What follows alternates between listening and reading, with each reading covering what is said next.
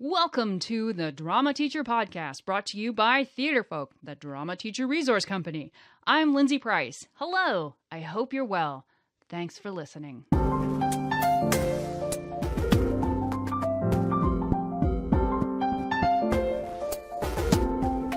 This is episode 174, and you can find any links to this episode in the show notes, which are at theatrefolk.com/episode 174. So what are we talking about today? We are talking about Shakespeare. I know we've done a lot on Shakespeare in the past few months, but it is something that comes up time and time again. Shakespeare can be a vital, exciting learning experience. It can also be the worst, most painful kind of experience that makes you never want to look at a Shakespeare play ever again. Our guest today, teacher Chris Veneris, had that kind of experience in high school, but now he's on quite a different footing with his approach when it comes to teaching, performing, and directing Shakespeare. Let's get into it, shall we? All right, I am here speaking with Chris Veneris. Hello, Chris. Hello, Lindsay. How are you? I'm excellent. How are you? I'm wonderful. Hey, good. All right, so tell everybody where in the world you are. I am sitting in my home in Greensboro, North Carolina. Okay, very good. And how long have you been a drama teacher? I just completed my 12th year with Guilford County Schools. I'm at my third school, which has been my longest tenure, and I just completed my 8th year at that school, which is Southeast Guilford High School in Greensboro. I have also taught at Lincoln Academy, which is middle school, and my very first year, I taught at Western Guilford High School. So what keeps you coming back? What keeps you connected to being a drama teacher? I really think it's kind of a calling. I've looked at leaving the profession with all the negativity that teachers are receiving. I have thought about going and getting an administrative license and becoming a principal. I've thought about going out and getting my MFA. And every time right before I'm about to sign paperwork or to really start studying for the GRE and get down to it, I just look at myself in the mirror and I go, I can't give up teaching. I don't want to give up teaching. And it's really coming back to the students, because even in a really terrible year, and there's always a bright spot. There's always at least one student. Usually it's 10 or 15 even in the worst situation, that you can find a bright spot. And it's just the ability to pass on the knowledge that I've received. I had a really awesome theater teacher, a man by the name of Alan Osborne, who went by Oz, and I can't think of doing anything else since my sophomore year in high school. It's always been my dream. I want to be a teacher, and it was always I wanted to be like Oz. He was kind of like a second father to me. He was my dad's best friend, and it's just from there I just knew that's what I wanted to do. And even on the worst days, I look at myself and I'm like, I just can't give it up. I think that's wonderful, and I think it's really great to hear that, because I know that we have so many people listening who struggle and who sometimes are in the same boat. It's like, this is the calling that I have. And I love when particularly teachers speak of teaching in that way, because it just shows how important it is, I think. And you're important, Chris. Well, thank you. And was it, I guess, and I think I know the answer, but I guess has it always been drama? What's connected you to drama? Was it just Oz's influence, or? It was at the age of 3. I remember my mom taking me to see my dad in a community theater production of The Music Man. I don't remember making it through the show. I didn't. But I can remember very early on begging my dad to take me to audition for a show. And when I was in kindergarten, he took me to audition for Oliver. And I was bitten right that very minute. And I also have a degree in history, and it was actually a toss-up of what I was going to teach coming out. I knew I wanted to teach, but for me, it's the fact that I can just I can teach history through theater. I can teach literature through theater. Everything theater kind of encompasses everything, and I think that's why I really sought that out more than even teaching history, was to just be able to teach everything in one subject. Yeah, just that there's so many things that we can bring to light and to life through theater. What do you think that it's the most important thing that you are doing in the drama classroom for your students? And what is the most important thing they're learning? I think the most important thing they're learning is empathy, to be able to see the world through other people's eyes, to be able to understand a historical event or a written text through another person's eyes, not just through their world experiences, but they have to gain other people's world experiences and the ability that theater itself can change them and it can make them think. I guess, okay, there's the biggest point. They can be free thinkers. I like that. I like that a lot. I think that's something that's really important, even on those dark days, right? When you're struggling, if you can teach anyone to be a free thinker, I think you've done your job, man. I think that's it. Absolutely.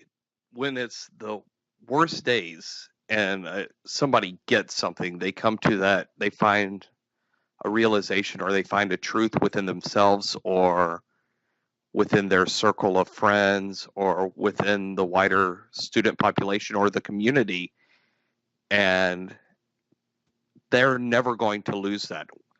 They may deny it for a while, but they're never going to lose that moment when something clicked in their head or when something really sparked an idea or a feeling.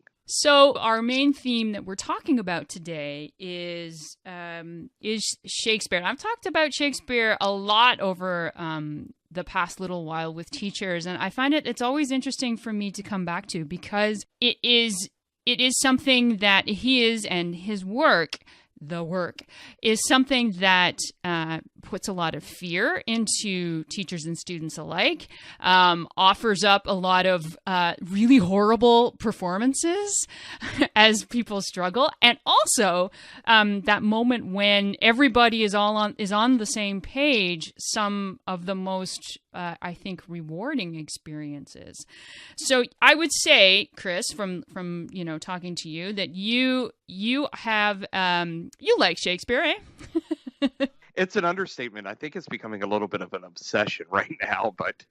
And why do you think that is? I think I was like a lot of people, especially in high school. I hated Shakespeare. Absolutely detested Shakespeare. I had an English teacher early on, and I won't name names, but that made Shakespeare boring. I remember reading Julius Caesar in class and wanting to be Julius Caesar so I could get out of it before the third act started. And then it honestly really changed when I was in college at the University of North Carolina, Greensboro. I had a wonderful director, a guy by the name of Michael Campman. He was doing his MFA thesis and chose The Winter's Tale, which, if you ask even people who really like Shakespeare, can sometimes go, really "Oh my on gosh, the list. It's not on the list." It's not, but I auditioned and got a callback and ended up going into callback for like a messenger part, and then he saw something in me and gave me a second callback, and I ended up reading for The Old Shepherd, and ended up getting cast as the Old Shepherd, and that's kind of where everything changed, and I really started to enjoy Shakespeare. But it probably wasn't until I got really involved with Greensboro Shakespeare in the Park, which is a group that was co-founded by myself, my wife Linda, a friend of ours, Matt Ringrose, and the late Stephen Hires with the Greensboro Parks and Rec. The four of us came together and had this idea to do Shakespeare in the parks of Greensboro. And then I really kind of took off with that that first year with that. Linda and Matt co-directed Macbeth, and from and I played the role of Duncan, an old gentleman, and also served as TD for that show. And then I've been directing the past 5 years since then. Right now, we are 2 weeks from opening Henry IV, Part 1. No, all of the Henrys, right? And what do you think it is? What do you think it is that has just let this spark in you grow? Do you connect to the characters or the stories, or have you found the key to the language? What is it that really excites you? To me, as an actor, I've been working with a director who has really opened up the language to me. And the first thing that I've really started to focus on is punctuation. I feel that with Shakespeare, well, with all playwrights, punctuation is key.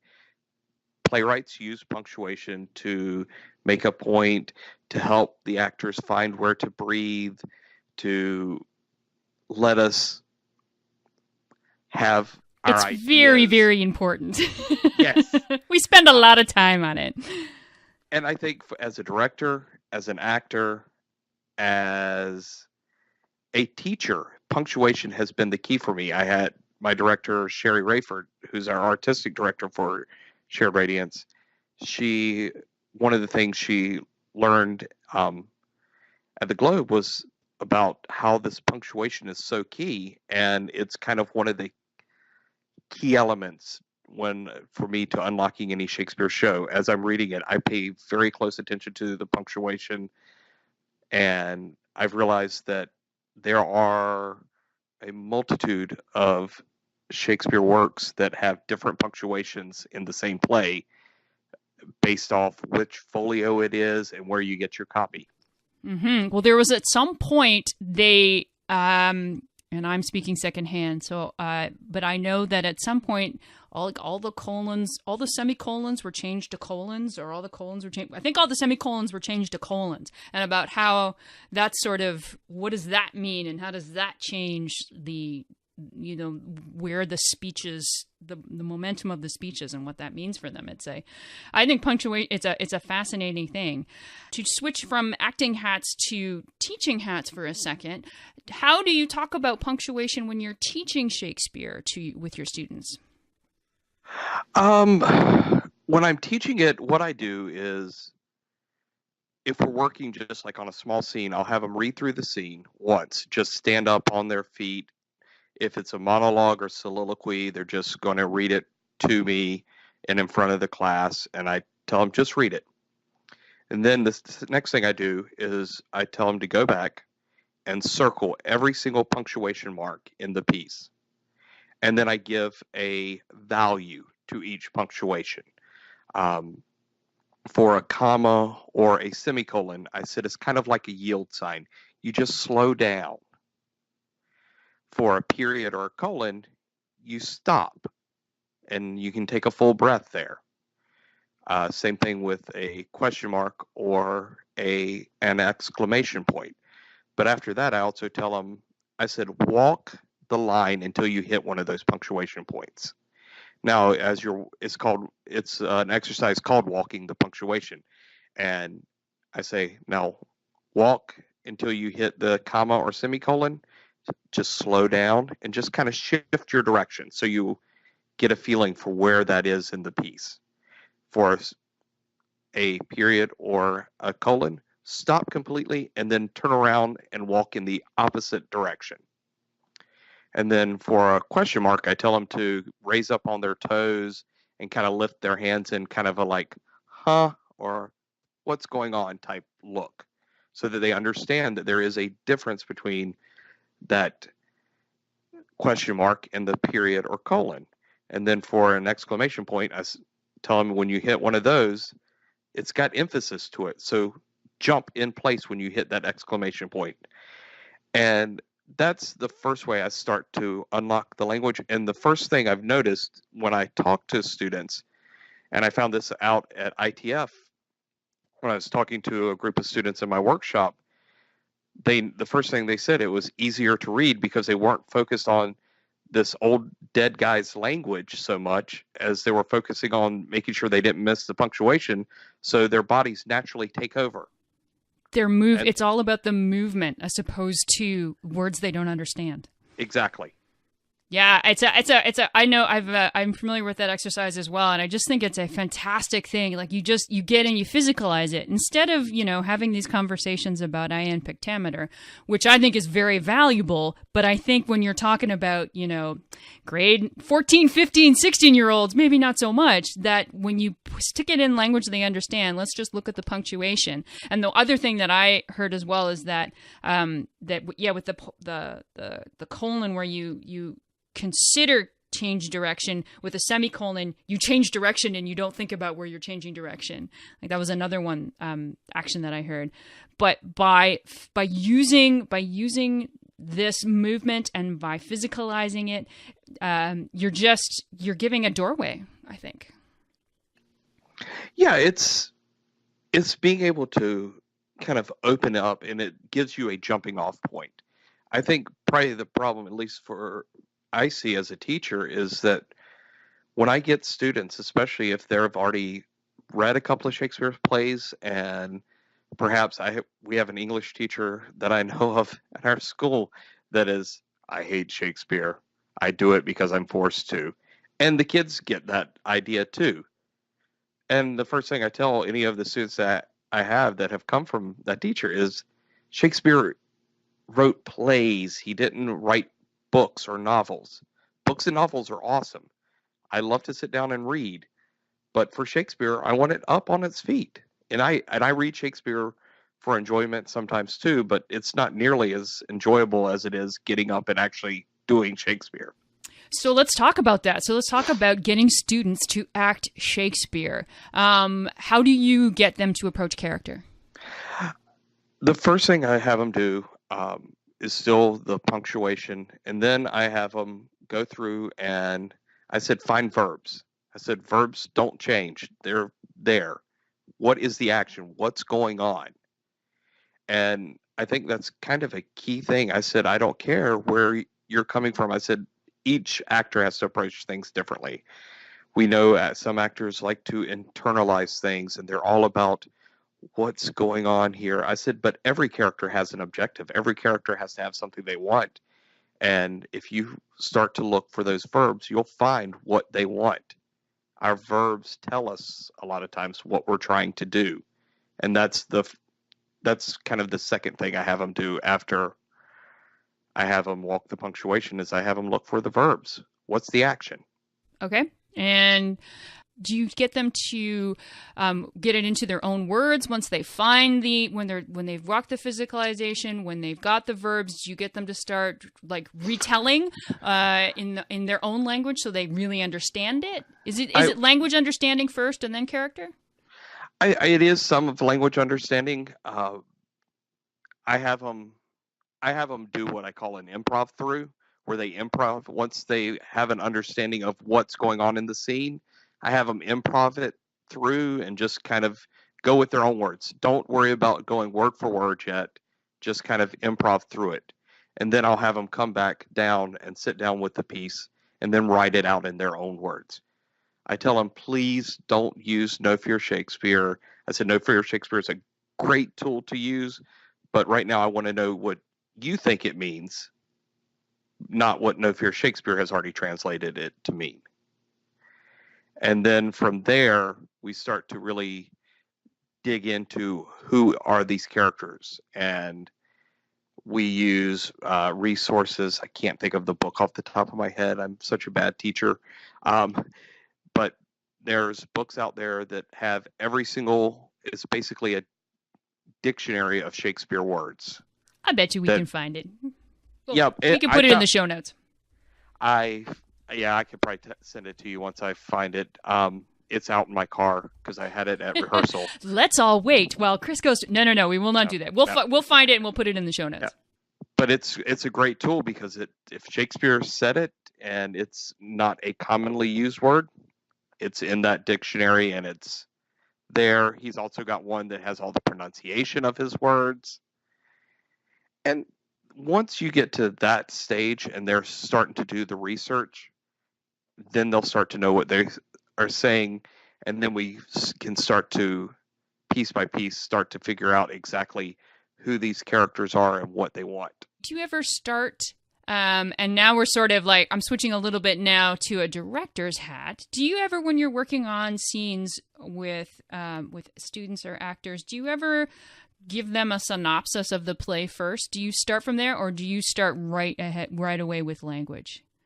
I've pretty much started right away with language. I maybe give a very brief synopsis of kind of the overview themes of the show. For instance, with Henry IV, the first thing I talked about is I talked about the historical aspects of what was going on. You're talking about you're taking part of the 100 Years' War.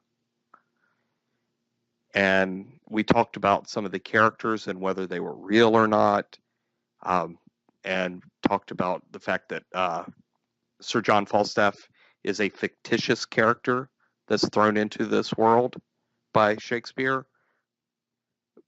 And that's really it. I don't try to go into a huge synopsis because I want them to work through it. And that's a lot of what we do at the read through, is kind of work through it. Just trying to not overload all at once. Because I think that's sometimes why, for me as a director, I've seen Shakespeare fail in my classroom, or even as I was trying to work through a show, is if you try to overload with too much right at the beginning, people, especially kids and even adults, will just shut down.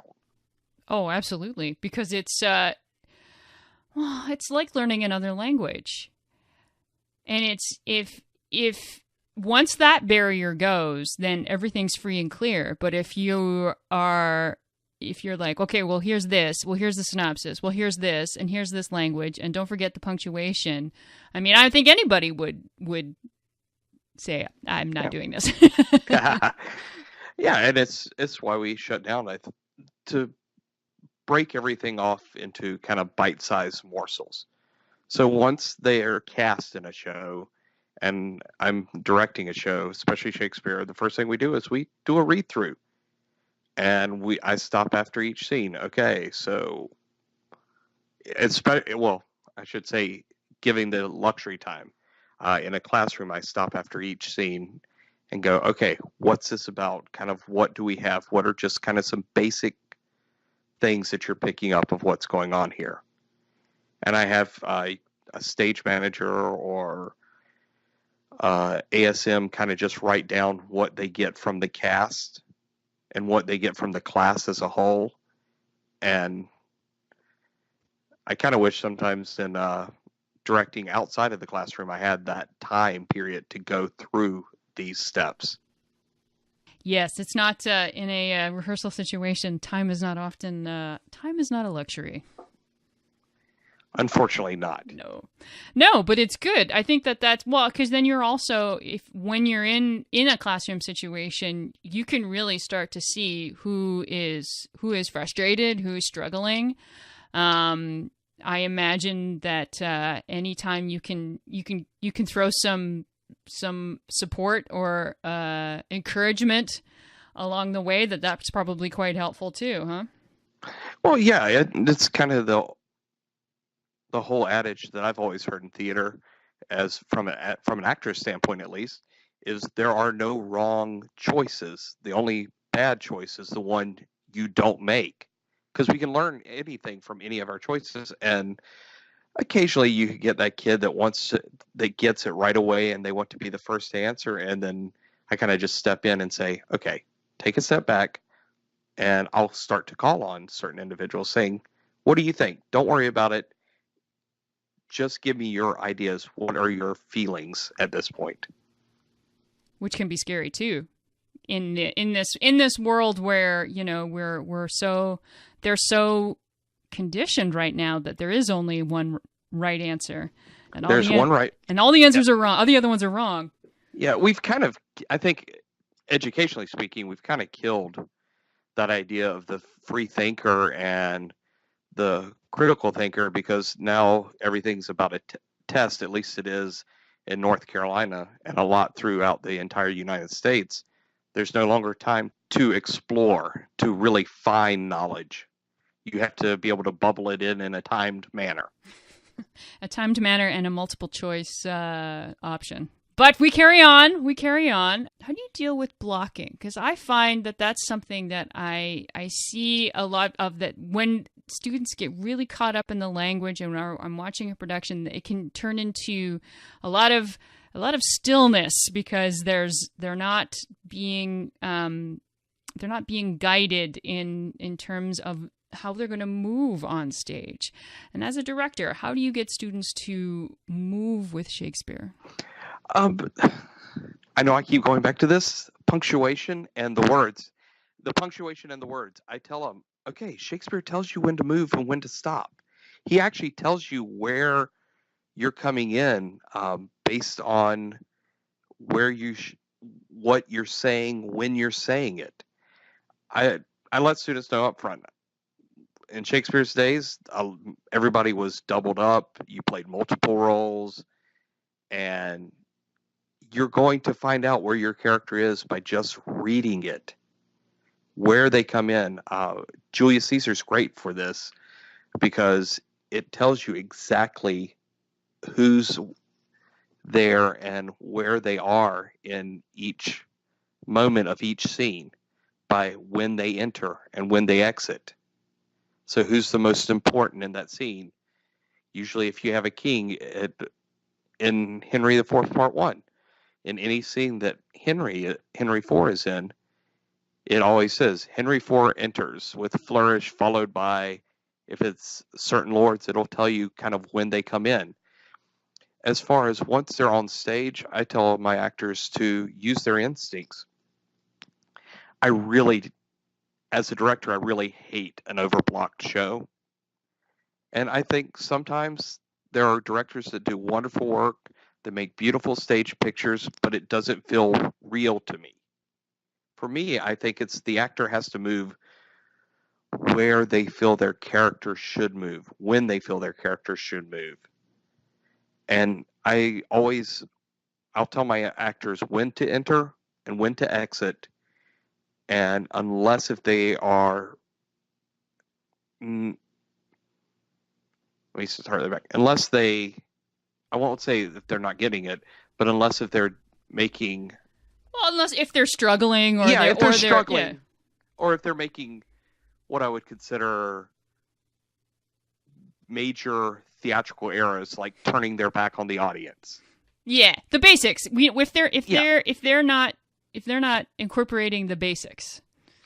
Exactly. And also with Shakespeare, I tell all my actors, I said, especially if you're on stage alone or it's an aside, speak directly to the audience. Shakespeare, there was no fourth wall. And I think with so much proscenium-based theater that we're trained on, everybody's like, you have to be in the moment and you stay in your little box and you stay in your little bubble. And Shakespeare's not that way. I said, anytime you can find a reason to speak to the audience, speak directly to the audience. Make them a part of the show. I'm a big believer that it's when Falstaff has a major monologue, soliloquy, right before he's going off to war, where he's standing on a road in Coventry talking about the men. He's used the King's Mark to get a bunch of money and has taken a bunch of lackluster soldiers. And I said, the actor I have playing Falstaff right now wanted to make it very internal and kind of talk to themselves about it. I said, no, talk to the audience. It's funnier if you talk to the audience. This is a relief point. There's a huge battle coming and the audience's tensions are rising. Talk directly to the audience. Make them relax. They'll follow the story more. Well, I mean, and when you get this all connects right back to what Shakespeare's audiences were like. Like, Shakespeare's audiences were standing right up close, most of them, and they were being, as they were being talked to, they were reacting. So the history books say that they were calling back, that they were booing and applauding, and that the reason that there's so much repeat in Shakespeare is because that things needed to be repeated because the audiences were so noisy. Oh yeah, the groundlings themselves, if they didn't like something or didn't get something, they were going to throw something. Yeah. I mean, they spent that was a lot of money for them to come in and have a value of entertainment. And that's another thing that I really try to emphasize to anybody I'm talking Shakespeare to, is cut Shakespeare. Yeah, Please, me too. Me too. Cut it. Well, that whole thing in Midsummer Night's Dream where it's like, we see the whole thing with Bottom and Titania, and then, oh look, here comes Puck. He's going to tell us the whole story all over again. I'm like, we just saw this. We don't need to hear this again. Exactly. And so much of it too is you'd have some of it talking where Shakespeare's basically begging for money from whatever royalty, lord, ladies that's there. So he's got to talk in the heightened flowery language, and then he'll make a joke to the groundlings, but it's the same thing. Cut it. I think any Shakespeare show that goes over 2 hours is too long. Shakespeare now is the 2 hours traffic of our stage. Yep. There you go. 2 hours, I think, is a good run time on a Shakespeare show. If you go under, great. If you go a little bit over, there's more you could have cut. I love to cut Shakespeare, and right now I'm kicking myself because we're 2 weeks from going up, and now I'm finding more things that I'm going, I think I enjoyed Henry IV so much when I was first reading it that I didn't cut nearly enough. Yep, you were too in love, but that's okay. Awesome. Oh, Chris, I really could talk about this kind of stuff for till the cows come home, because I really do think it's important. I think there are lots of tools that teachers can use and directors can use and actors can use that can really key into finding the doorway to Shakespeare. I loved the whole notion of punctuation. I think that is really important, either from the classroom use or from the actor's point of view. The whole idea that if you're directing it, cut the piece, and if you are you want to let your actors find their way aside from their actors and entrances, look to the script, and that's going to tell you the information that you need to know. If you could give one last piece of advice for those out there teaching Shakespeare, what do you think that would be? Go online, find a scene or find a play you're at least somewhat familiar with from Shakespeare's work. Download it, print it off, grab a couple of friends, and just go play with it. I think the more we play with Shakespeare in small groups, he's free. Whatever it costs you to print it off, that's your only cost. You don't have to pay royalties. Grab a couple of friends, go play with a scene from Shakespeare, have fun with it, talk about it in those small groups, and then grab a couple of friends and perform a quick bit for it. As actors, as directors, as educators, we need to constantly keep learning. We need to keep constantly trying new things. So go out there, grab a group, and just play with this language, play with these characters. They're fun. So play. Oh, I love that. I think that's the one thing. I've stopped acting 20 plus years ago, but I tell you now, if someone said, come be in a Shakespeare play, that's the thing that I would, in a drop of a hat. I think that I totally agree with you. These characters are they're such fun. And that's, I think, if that's the only thing that we can impart on students, I think that is a big success. Absolutely. Okay, thank you so much, Chris, for taking time out and talking to me today. You're welcome. Thanks for having me.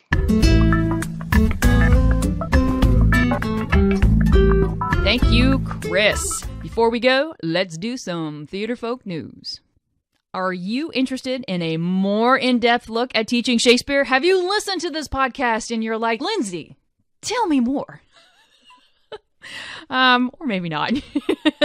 But I will suggest something. Let me suggest the Drama Teacher Academy to you. The DTA is the professional development arm of Theatrefolk, offering courses, professional learning community opportunities, as well as curriculum, units, and lesson plans. Yep, that's right. All of that is in one place. And we've got a course called Friendly Shakespeare that gives you practical exercises to working with the text, and another course upcoming called Shakespeare's Toolkit, not to mention the available lesson plans and units on Shakespeare. It's all there for you. Check it out at dramateacheracademy.com. Drama Teacher Academy is all one word, or in the show notes, which are at theatrefolk.com/episode 173.